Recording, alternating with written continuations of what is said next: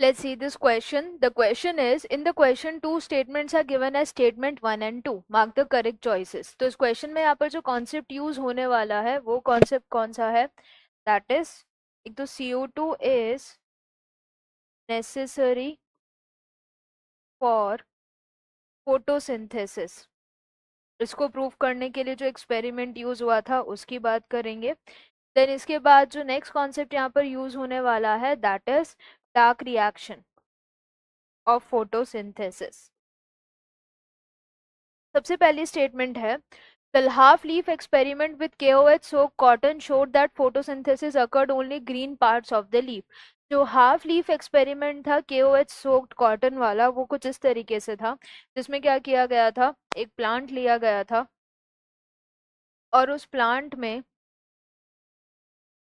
Plant की जो एक लीफ है उस लीफ के हाफ पार्ट को एक इस तरीके से स्प्लिट कॉर्क लगा के टेस्ट ट्यूब में हाफ पार्ट को पैक किया गया था. यानी जो इतना सा पार्ट है ये वाला पार्ट सनलाइट एक्सपोज था और एनवायरनमेंट में CO2 एक्सपोज था, और जो अंदर वाला है वो नहीं था. क्यों? क्योंकि अंदर हमने क्या रखा था, अंदर कॉटन को रखा था जो कि KOH सोक्ड थी, यानी KOH में उसको डिप करके यहाँ रखा था. तो this is KOH soaked cotton.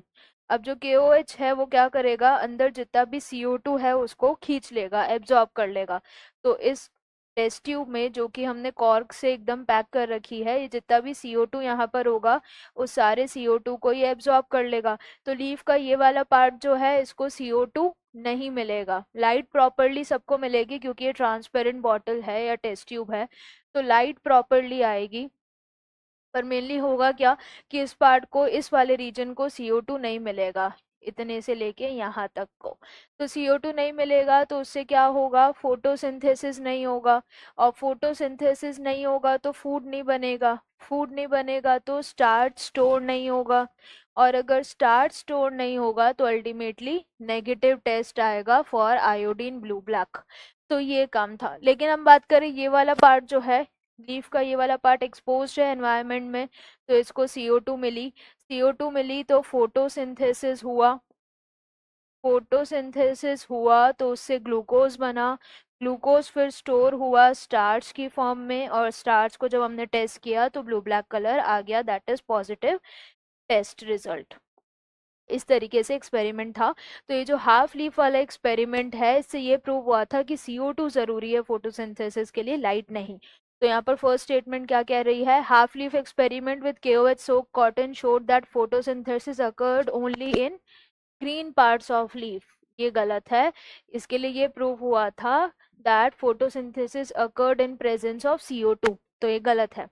Statement 2, in stroma, enzymatic reaction synthesize sugar which in turn forms starch. तो जो स्ट्रोमा है वो क्लोरोप्लास्ट का, उसमें एंजाइमेटिक रिएक्शंस यानी डार्क रिएक्शंस.